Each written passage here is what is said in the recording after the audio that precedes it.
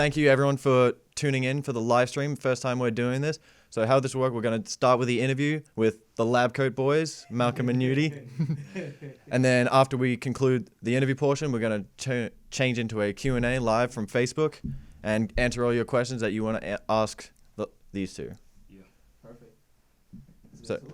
So Startup Grind is an initiative by the Goldie Beacon College Entrepreneurship Club with the Goldie Beacon DBA program, Doctor of Business Admin, and also our new official partners over at King Creative, making this all possible with all of the lights and production and making us look amazing. And also special thanks to our partners, our sponsors. Good start at Delaware Prosperity Partnership, the Delaware Small Business Development Center, and the Delaware Division of Small Business. So Startup Grind is an initiative to highlight the entrepreneurs in the community in Wilmington and the rest of Delaware that are doing cool things, giving back to the community, giving more than they take, and sharing their great stories and their expert knowledge that they have proven and tested through their own work, not just reading an ebook, but going out there and actually testing and proving that, yes, this can work. So we had some different ideas for how this was going to go. We were supposed to be 8 blocks down at your place, the Wind Factory on MLK Boulevard, but there's a situation going on in the world, the coronavirus, and yeah, having an event canceled, it's small potatoes. Like, there are people who are losing their jobs and everything, but we made do, and that's what entrepreneurs do. They improvise and they adapt to the situation. So tell me, how have you guys adapted to the current situation in the world? I don't know, and I'll let Newdy start because I could go on and on and on about that. So I mean, I think it's, us being entrepreneurs, it's all about pivoting, right? We have to be quick on our feet because all things happen, and you got to be able to learn how to put out fire. So we've been able to adapt, but in this situation, it really came out of nowhere. At first, we didn't know how to take it because we didn't know how serious it was. But when we really realized, I'm like, wow, like, we got rent, we got people who actually, in terms of our business that pay, they rent space out of our co-working space. So like one, we're concerned about them, like, what are they going to do? So we kind of like put on our thinking caps, sat in the house for a couple of days, and we thought about it, like, we need to be creative as possible. And, our biggest thing was content, social media. Like, how do we stay relevant? People are going to be at home. We need to keep pumping out content and kind of, phone, like calling people, using our relationships and kind of, keeping things going. Yeah, I mean, to Newdy's point, like, we've been so consistent for such a long time in terms of like our social capital. Like, of course, we have good relationship with people off of social media, but a lot of people pay attention to us on social media, but not just like social media. We have a website, and we just do a plethora of things. So we're just using our social capital that we've built up over the years because we just had an array of consistency. So with us pivoting, it was good for us to pivot at this point because this is what we do anyway. So all we had to do was just turn it up a notch, and that's what we did. Yeah.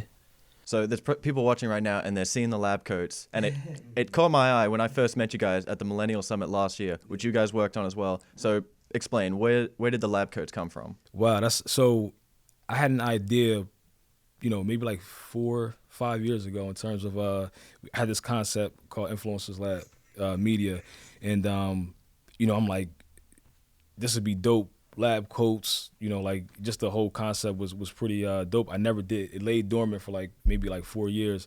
I met up with Malcolm, and we started to do like small projects together. And I'm like, yo, I have this company called Influencers Lab Media. Never did anything with it. I'm like, he's like, yo, that's dope. I'm a chemist. I'm like, you a chemist? I said, yo, well, I thought about put on lab coats and we go out, like, that's like kind of like our superhero capes. Right.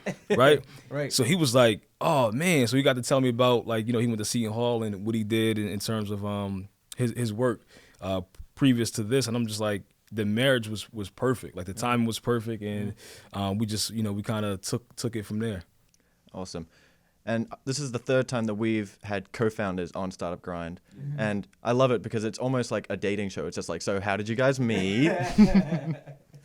But let's go back to Seton Hall. So you're a chemist, Malcolm. So how did that translate into entrepreneurship? Oh, that's a question I've never been asked before. So my initial goal, so let me take it all the way back, right? So when I was in high school, like I've always been a techie kid, right? So I took a specific class in high school. It was actually environmental science, AP environmental science. So that's what kind of opened my eyes up to science. And, I was like, oh, this is something that I think I want to do. Like, for a lot of people who don't know, like, I'm super into the environment, like something serious. Like a big goal of mine is to have like a water company, right? But anyway, so that led me to going and pursuing science when I went to Seton Hall University. Like, my original goal was to work for the Environmental Protection Agency. I wanted to work for the government, and I wanted to heal the world. So, through science. So that's literally how my story began in terms of me becoming a chemist. But I like to be full transparency, that I say it all the time, right? So I worked at at Siemens on 896. Shout out to Siemens. They do great work over there. But unfortunately, I didn't. So, what I was doing over there was formulation chemistry, right? And what basically, when somebody gets a organ, the body can reject the organ. And I made the substances that people injected inside of them to make sure that the body didn't reject the organ. Anyway, long story short, I was working on one with the heart, and I messed it up badly. So they was like, Malcolm, you got to go. Yeah, they gave me the boot, Newdy. So at that point, that's when I pivoted, because at that point is when I created a page called Lock Nation. And at that point, I was just trying to figure out how to get people engaged with that page, because clearly, I got the locks here. So it's a celebration of that. And at that point, I was just like, man, how do I get people engaged with this page on Facebook, not knowing that that's an actual thing? So it just kind of developed over time. So that's kind of how it all meshed together. Got it. So that was Malcolm's start as an entrepreneur. So Newdy, what was your start as an entrepreneur? Like, were you a lemonade stand kid? Yeah, now you know what? It's funny, man. My grandmother, she grew up in she lived in the projects in Southbridge, and I used to see how she made her money. She used to sell like platters, sodas, candies, freeze cups, the whole nine. So I kind of, got that entrepreneurship from my grandmother. And then my mother did the same thing. And so it started when I was young. I used to take in middle school, I used to live near a factory that sold a bunch of candy. So on my way going to school, I stopped there. I had maybe like $10 that I kind of like saved up, go to school, and I used to hustle candy. So it started for me there. I always knew growing up, I don't mind working. I always knew I didn't want to have a job. I always wanted to work, for myself. So that led me to when I went to college at Delaware State University. I met a guy, and every week my mom used to give me, a couple $100 every week, and I used to always spend my money on clothes. So every week I'm like, I'm broke. I can't even eat because I'm spending my money on clothes. So I go to the guy. I'm like, listen, man, I want to do this. Like, show me how to do it. So he was like, you save up $2,000, I'll take you to New York with me. So for the next couple of weeks, I stopped spending money with him. He didn't see me, a couple months rather. I saved up the money. I'm like, yo, I'm ready. So he takes me to New York. I go to New York. I spend the $2,000. I come back to Del State, and I literally, in a week and a half, I sold all the clothes that I had. So I call him back. I'm like, yo, bro, come on, I need to get back to New York. He said, yeah, I got you. I ain't hear from him for a couple of weeks. I'm like, oh man, he's looking at me as competition. I'm like, oh, okay. So by memory, I remember the spots that we went to. So I went to New York with a couple of college roommates, and I came back, and I for like 2 years I was selling clothes on campus. It led me to getting a store on campus, and me selling clothes led me to doing various other different things, into like parties and clothing lines, and just a bunch of different marketing. And Malcolm, you talked about Lock Nation. That's an Instagram page that you got to over 100,000 followers. So talk about that. Yeah. So shout out to my guy, my boy Stanley, my boy Stanley. So me and him. So around the time that I started the page, my boy Stan had started doing my hair, because I was going back and forth to North Jersey because I didn't know anybody in Delaware who could do my hair the way I wanted it. So Stan was that guy, right? So one day I had went for him to do my hair, and he was talking about, man, I want to do this Delaware Lockhead thing. Oh, okay, well, I want to do Lock Nation. So he's like, well, okay, well, we might as well just do Lock Nation and do it together. We just put it together. So that was around 2012-ish, 2013-ish, and ever since then, we've just been engaged with the natural hair community. You know, a lot of people who primarily locks, right? But, you know, natural hair, period. And from that, it's just grown and grown and grown. We've traveled all over the place. You know, we've been featured with Bronner Brothers, Shea Moisture. Some of our direct mentors, me and Stan, have been in the natural hair industry for quite a long time. And I say that to give context because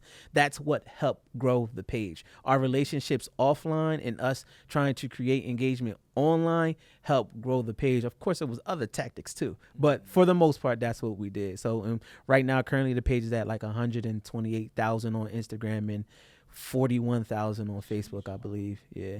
All right. And relationships are super important in business and in 100%. entrepreneurship. 100%. So how did your relationship like develop from like the first meeting and then like the small projects to like then doing Influencer Lab together? I mean, I couldn't Yeah, yo, listen, like, yo, I met Malcolm walking down the dirt road, and I picked him up. I'm like, yo, he looks like he was needed some help.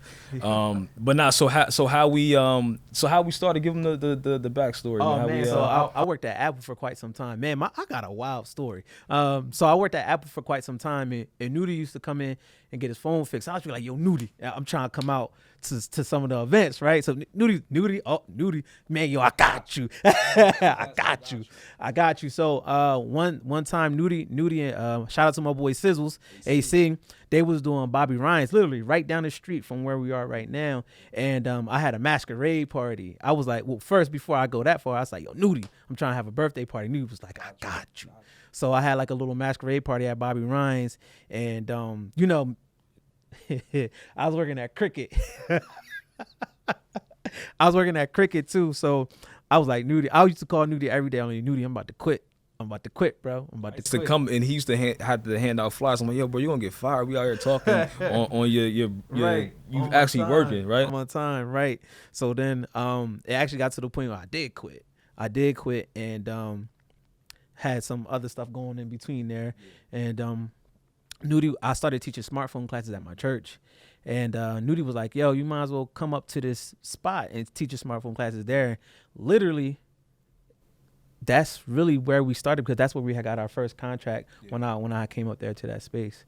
So. You ain't telling the fun story though, man. Like, man, come on, you missing the whole the best part. Oh yeah, so shout out to my guy Ken Evans, right, over at the Delaware State Chamber of Commerce, right. So what I would do is I would go to all of these meetings, right, and I would take my phone and put all my seasoned folk at the Delaware State Chamber of Commerce. I'll put them all on Snapchat, and they was all like, yo, what is this Snapchat? And, you know, it got to the point where I used to do it so much and they were so engaged, where Pam Evans, and she was working at Alpha Technologies at the time, she said, Malcolm, do you want to market one of our events for us? I said, well, gosh darn it, I think I will. But at that point, I was like, I'm way over my head. So that's when I called Newt. Newt was like, yo, I got you. And that's literally how we got our first contract. Yeah, first as Influencers Lab, our first contract was Alpha Technologies. Mm-hmm. Yeah. Shout out to Alpha Technologies. Y'all have a special place in our heart. Absolutely. That was our first contract. Yeah. So Malcolm, you made the jump from the 9-to-5 day job to being an entrepreneur. So talk about how you reacted to that and like what was your concerns? So I literally I don't even think I thought it all the way through when I made that jump. I literally was just like, man, I don't like working for people. Like, I don't like being in a position where somebody else is dictating how I maneuver. So I just quit. I didn't have no plan. I didn't have no money. I had relationships, but I didn't really know how to leverage them at that point. So I literally just jumped in, and for all the cameras and all the people who are listening right now, I don't recommend doing that. I don't recommend doing that. I do. Yeah. But I did do that, and it worked out. Not being at that jump, that span, I had something to do after that, right? So, you know, I was with Newdy. I had a cousin. We was doing some things over on that. And so I had things that I was already into. So I had somewhat of a plan. But if you think about it, in the grand scheme of things, I didn't have a plan. I just did it.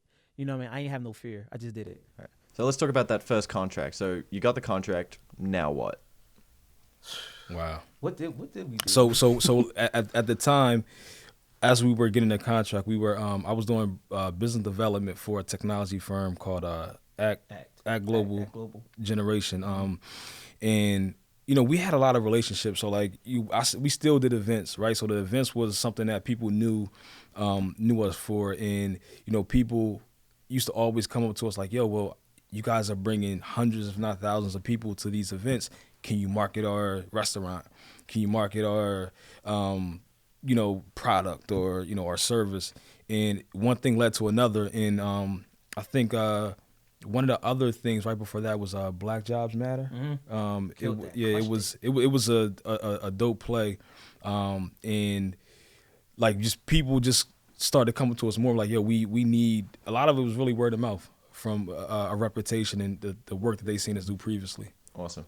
And we talked about the relationships that you guys have built. So Newdy, you director of business development for Influence. So talk about that process for you of building those relationships and then leveraging those into contracts. Yeah, I mean, I think that starting out, a lot of things that I did was pro bono, and a lot of times like people, they take the approach. My approach was different, because a lot of these relationships that I garnered, I did things for free, and that kind of led me to learning even what I was doing. I didn't know what I was doing was business development.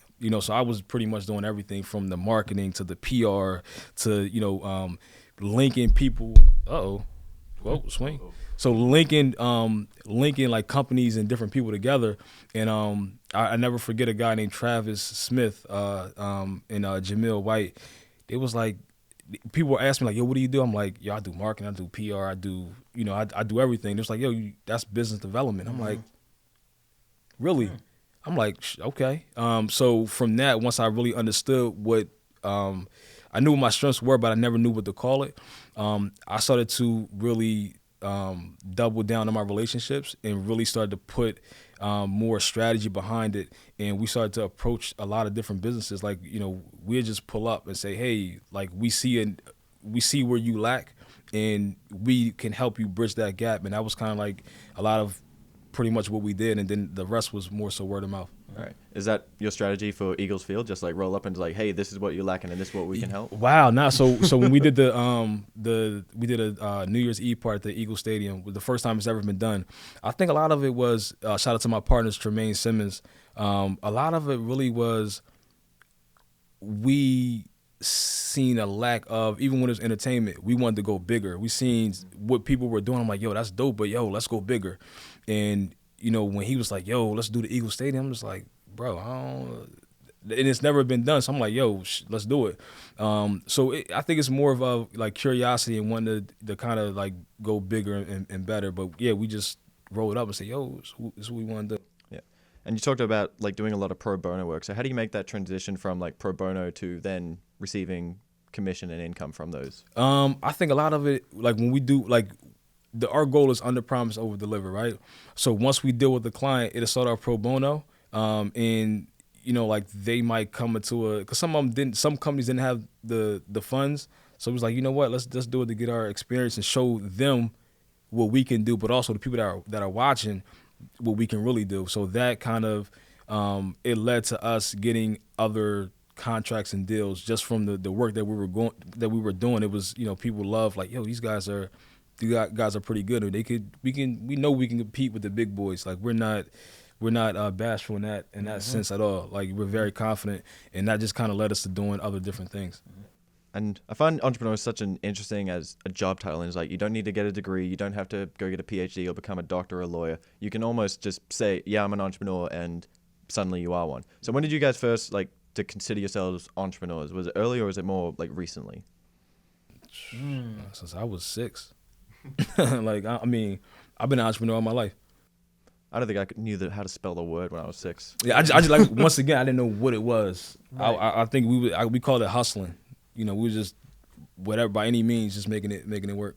Yeah, I didn't. Mine didn't develop until well after college and well after. I had a couple of research and development jobs, Pfizer, Schering Plough, Merck, and once I got down here to Delaware and I started that page with my boy Stan, I didn't know what it meant to work for myself. Cause I'm just a black kid from New Jersey, bro. That's what I say all the time. But historically, my parents not my parents per se, right, but just parents in the Black and brown community in that older generation were just like, yo, this is what you need to do in order to get out of this situation. And I was a part of that. You know what I mean? So I didn't, go to school, get a degree, get a job. Shout out to everybody who did that. There's nothing wrong with it, right? But that didn't hit me until probably about 2011, 2012. I was like, this whole system of working, it's just started to, I wasn't feeling it. So. Got it. So Newdy, when I asked someone who you guys were, they said, all right, that's Malcolm and that's New Diddy. New Diddy runs the city. I'm like, okay. So what does that mean? So, I mean, it's funny, like, when I always say this, I feel like anything going on in Delaware that's big, in my own right, I feel like I need to, not in a cocky way, but I'm like, yo, anything going on in the city needs to come through me or some way, shape, or form. Only because, I want to help people. It's not an ego thing. Like, I always, anything that's going on, I'm like, yo, that's dope. I just want to help people. So it started from me doing events. My man Herman Vanderbrandt, photographer, he's also my barber as well. We used to do events at the Lux Lounge right here on near the riverfront. And he was like, yo, like, New Diddy run the city. I'm like, yo, I kind of got a ring to it. I'm like, yo, I like that. Right? So, and I'm like, but the thing is, like, it doesn't matter what sector it's in, like whether it's politics, parties, nonprofit, like anything. Like I'm in a lot of different silos and circles. So, I just do a lot of different things, and I have relationships with a lot of people, and I want to see our city grow. Like, I always thought, I always said that Delaware, like maybe like 10, 12 years ago, we will become the new DC. And 10 years later, you look around what's going on in the building and the infrastructure and just certain things. To me, it feels like DC a little bit. And, since then, like, I just, that name just carried itself, and, one person said it, then 10, then 20, then 100, and I never gave myself a name strong as that. You can't give yourself that name. The people have to do it. And they said it, and I ran with it. You guys have worked with nonprofits like United Way, and you're all about giving back to the community and founding the co-working space, the Wind Factory, with Tamara. Shout out to Tam. So talk about, like, how you go about giving back to the community and what motivates that for you guys. Man, we give back it's in a variety of ways. I mean, just literally with us giving the information, right? Like, that's one thing, and that's why the Win Factory and the Wealth League is so important, because it's literally giving people an opportunity to be in the same space where you can have relationships, resources, and a network, that you can all learn from, right? So our biggest give back, and I tell Newdy this all the time. I'm like, Newdy, we could give all this information out for free, and some people going to do it. Some people are going to, receive it, and the majority of people aren't going to do it. You know what I mean? So, our biggest give back to the community. We put out content all the time where we're just talking about, this whole marketing thing, and that's our biggest give back for real. The information in our time, like, money is good, like time is something that you can't give back, but we give away a lot of our time, whether it's helping people, whether it's giving people free consultation, like we do that a lot on a regular. Like, we'll give away whatever we have, even a lot of times even money, but like I said, the most important thing is the time aspect, and helping, like, we have a lot of young entrepreneurs that are doing like some great things, and we always felt like, no disrespect to the OGs and the old heads and our elders, but we didn't have too many people to kind of give us that helping hand. So we feel like we want to give what we felt we should have gotten. Right, so like, anytime a young, even older, a lot of older people, even time like a lot of the younger entrepreneurs or whoever are doing certain things, we always giving them that, like, yo, you should do this, you should do that, you need an LLC, like, and we give them, not only we're giving them the information, we're connecting them to the people who can help them propel their business or whatever it is that they want to do. Yeah. So Malcolm, you were recently featured in a Technically Delaware article talking about the current climate in the world and in Delaware. So what's your strategy for social media right now, and like pre-coronavirus, and like, is there any change since then? Nah, the only change is to I was trying to cuss. The only change is to turn it up, right? Turn it up 100%. So first and foremost, shout out to Technically, my homegirl Holly. She was like, I had created a video maybe about 10 days ago, could be a little bit longer than that, where I was just saying, like, of course, there's a lot going on outside right now, but as an entrepreneur and how we maneuver out here in these streets, we innovate and adapt in the midst of this uncertainty, right? So that's what my video was about. Like, yo, listen, this is a huge opportunity because there are certain places that are deemed essential business, right? They're not closing. So if you're in a position to consistently put out content about your brand or your product or your service or whatever it is that you do, or I don't care if you like to peel bananas or chew pickles on YouTube, I don't care what it is, put out more content.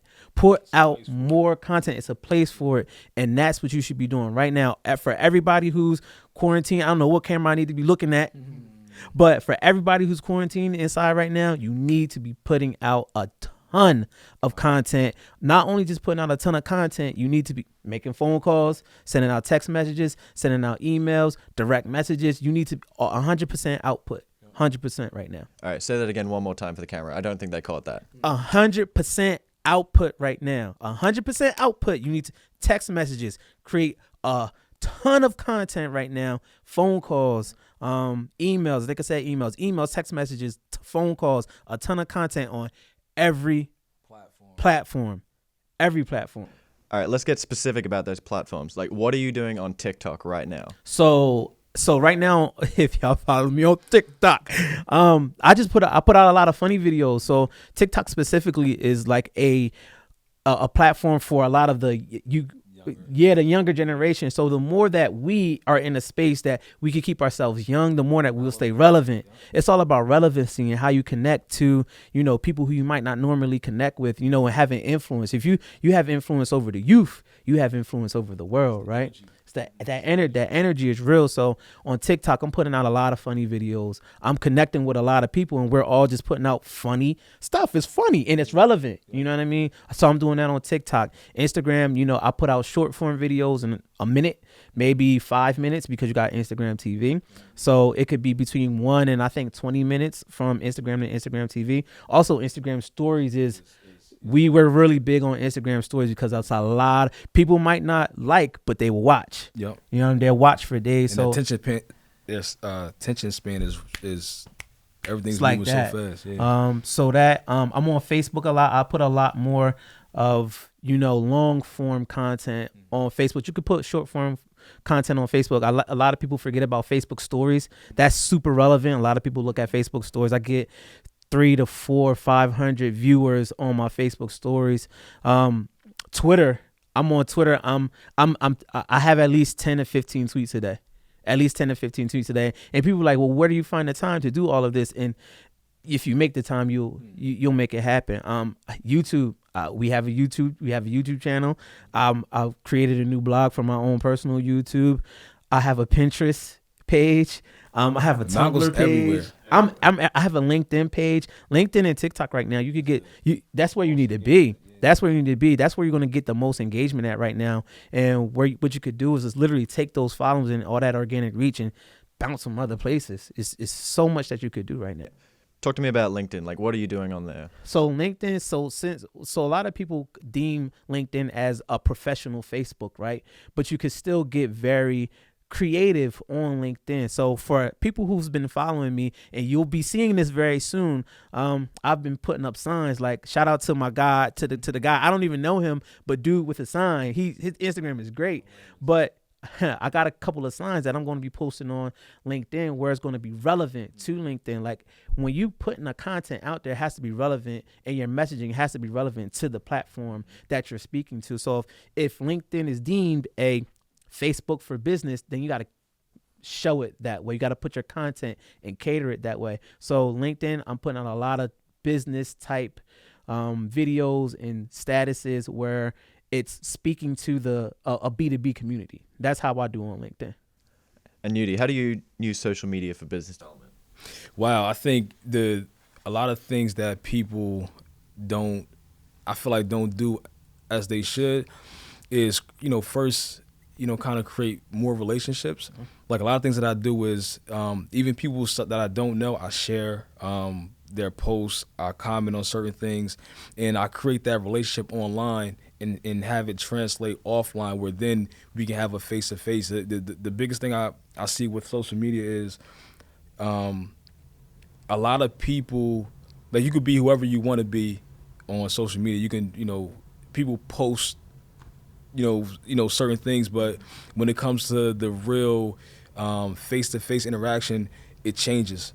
So my thing is, I am who I am offline, and I am who I am online. So no matter how you see me, you're gonna see me that way across the board. And I feel like with business development, like I get a lot of relationships. I'm DMing people. I'm aggressive, and I'm just trying to develop more relationships and take it offline.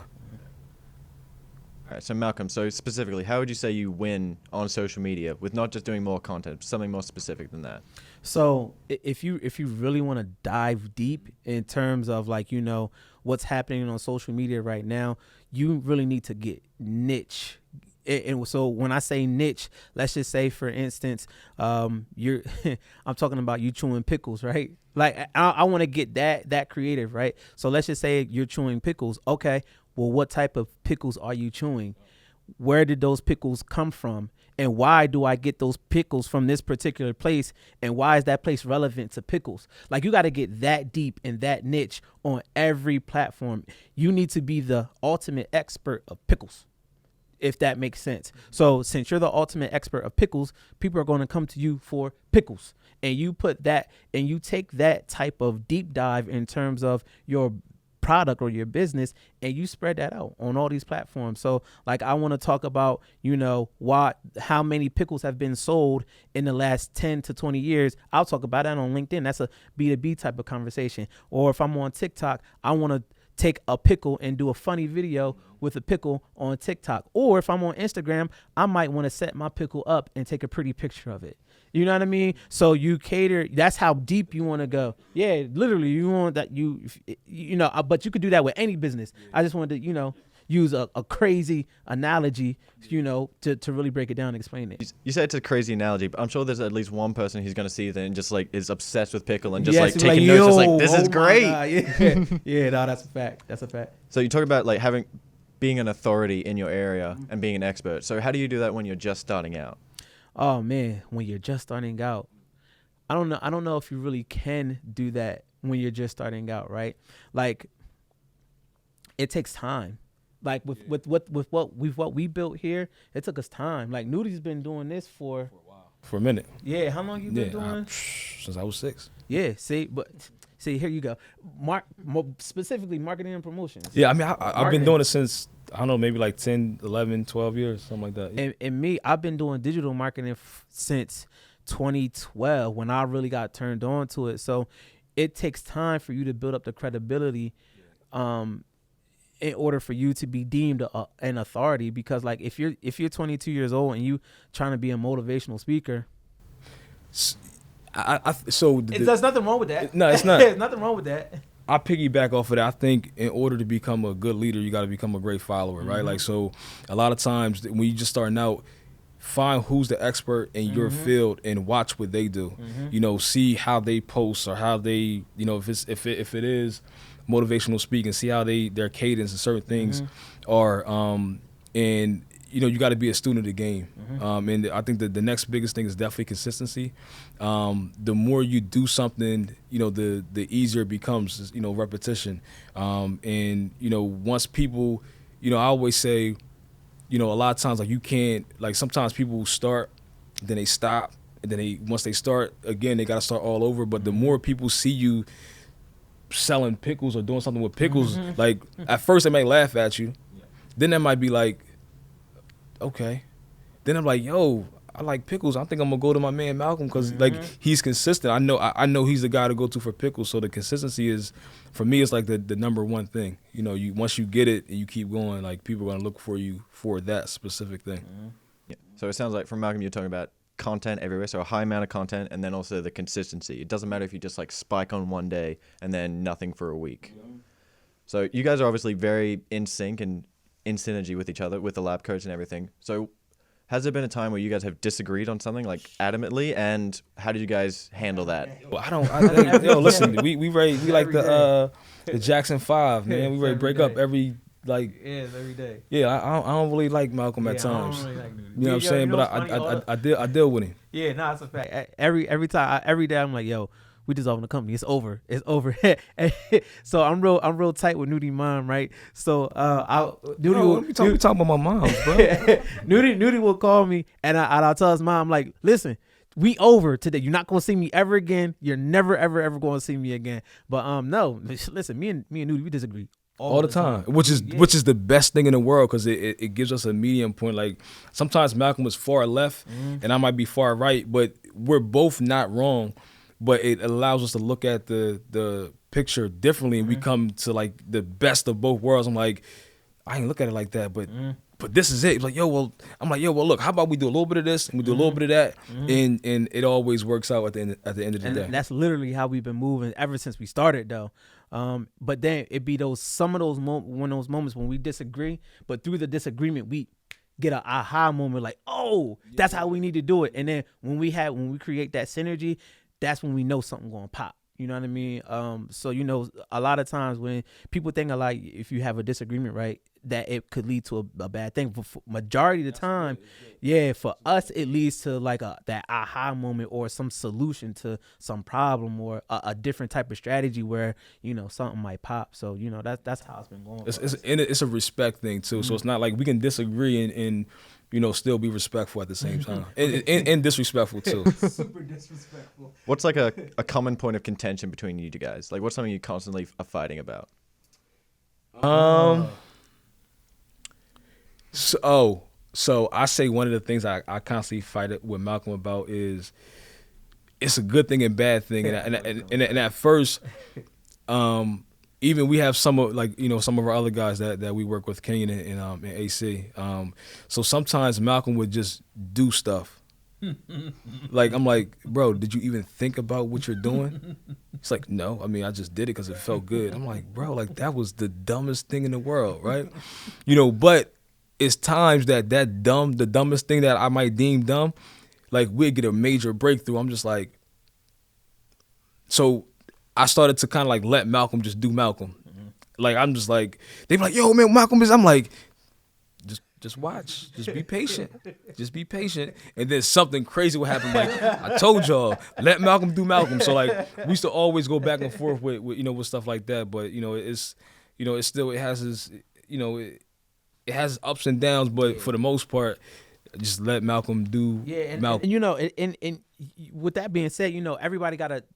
It takes time for people to develop, certain skills, right? And I think that having the autonomy to like really do me, because that's just what I do. That's how I'm here sitting here talking to y'all, because I just do me, right? But at the same time, it's just knowing the timing of how to do you, or even if it could be the complete opposite on the other end of the spectrum, where it's like, oh man, I just did me and I don't know how that's going to pan out. It's just kind of like, it's taking a risk. Being an entrepreneur is taking a risk every single day. Every single day is different for us.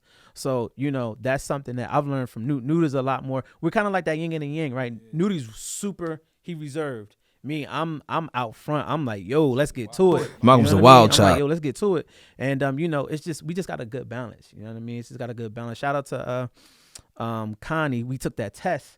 What was that? The IMAP test. The IMAP test. And me and Newdy are like opposites that balance each other out. So it's just dope how our relationship works out. It's real dope. It's dope. Awesome. And you said, being an entrepreneur is a risk, but even having a salary job is a risk right now with the climate that's going on. Like Delaware just got shut down this 100%. Week, and this has been sweeping across the nation. So for those people who are maybe like lost, like there was over 7 million people who have lost their jobs in the US was the last stat that I saw. So what would you say to those people right now who are feeling down, and like how do they overcome this major setback in their life right now? Go ahead, Newt. I know what I want to say. I think this is the time for them to, everyone has that dream, or that's one thing that they always wanted to do. One of the things I would say is, you have that time to do that now. And, you know, just in this economy, the way things are going, no one can have just one form of income. Anyway, right? So now's the time for people to be like, shoot, this can really, now they can't take anything for granted. So it's like, I got this job, I was making $100,000, they're comfortable, right? You know, I always say I'm comfortable with being uncomfortable. So I'd rather be off edge. That's when I'm most comfortable, because anytime I get comfortable, if something shifts at this table, the leg break, like I was comfortable being at table, but now the leg breaks, now I'm leaning over, I don't have anything to lean back onto. So, you know, for me, it's just like, I would say, you know, don't get comfortable, find other ways to make money. And this too shall pass. Like, you know, things have happened. I'm not saying this is bad, because we never seen anything like this in our lifetime. You know, but this too shall pass. So don't, you know, don't be too fearful, but just now's the time for you to kind of start to look at other things that you could be doing and putting your money into, and not, you know, like, you know, spending a bunch of different money, because things can change. Hey, yeah, stock. Yeah, you're yeah. like, Newdy, I finally, when the stuff dropped, I finally got a Tesla. When the joint dropped, so I've been trying to get on Tesla for a little bit. But yeah, man, give me some. My man. Yeah, but you know, to piggyback on what Newdy talking about, like, just start. Like, just start. Like, this is the perfect time to do whatever you want. Whatever you want, like the YouTube University, you could study. You could go and study whatever. You know, we got the Wealth League right here in Wilmington. The Wealth League. You know, you could go to the Wealth League, especially if you want to know about real estate and business development. You come right to the Wealth League. Entrepreneurship at its finest. You know, you got spots, and this is what I talked about in the Technically article. You know, you got spaces like Udemy and Linda, and you know, you just could reach out. You could reach out to somebody and talk to them.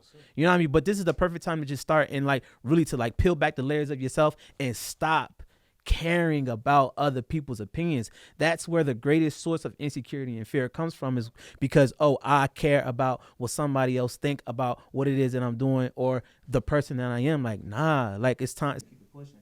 Awesome. So you guys got the Win Factory rolling, you got Influence Lab. What's some of the other cool stuff that you guys got going on right now? I love to talk about that, man. Oh, man. So, you go ahead, bro. Go ahead, so brother Mel. This weekend. So two things.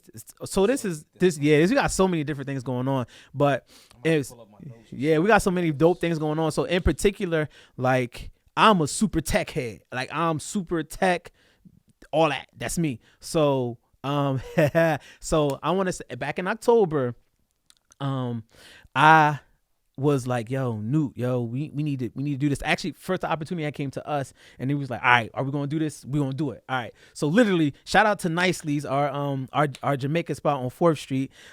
We was literally sitting in there. Newdy had got his usual veggie platter. I got me a little veggie patty, and I'm sitting there typing in the submission for the Pete DuPont Freedom Foundation Reinventing Delaware, and it was for a gaming idea. And we want to, we just really want to bring gaming and tech to the state of Delaware. We want Delaware to become the mecca for gaming and tech and coding and all that. So literally, Newdy was sitting there. It was like, Mout, you got 4 minutes. You got 3 minutes. I'm sitting there typing all crazy, right? And then literally the submission went through, and we got to pitch the idea at the dinner. And then we got through again, and we got to get a dope scoping session from Social Contract. So anyway, I say all that to say we got a gaming company, Futures First Gaming. So we've been doing 2 weeks ago, we had like a Madden 2K tournament, but this weekend we got a Fortnite tournament coming. So that's, man, I've been practicing too. All this time we got right now, I've been practicing. We got that. Of course, we got everything with the Wealth League and the Win Factor, our coworkers. Whoa. We got to talk about the new thing that we just created, man, in the midst of adversity. Oh, shoot. Yo, so Tam, I got to give my props to Tam. Like, she might be one of the smartest business people I ever met in my life. Like, she's I can't even explain. I can't even put it in words, right? Anything that we have questions or whatever, like we go straight to Tam. But she came up with this concept in the midst of adversity. All these things are going on. It's called Camp Corona. Camp Corona. So the concept behind that is, currently we are in the state of we can only be on social media. You can't really be out.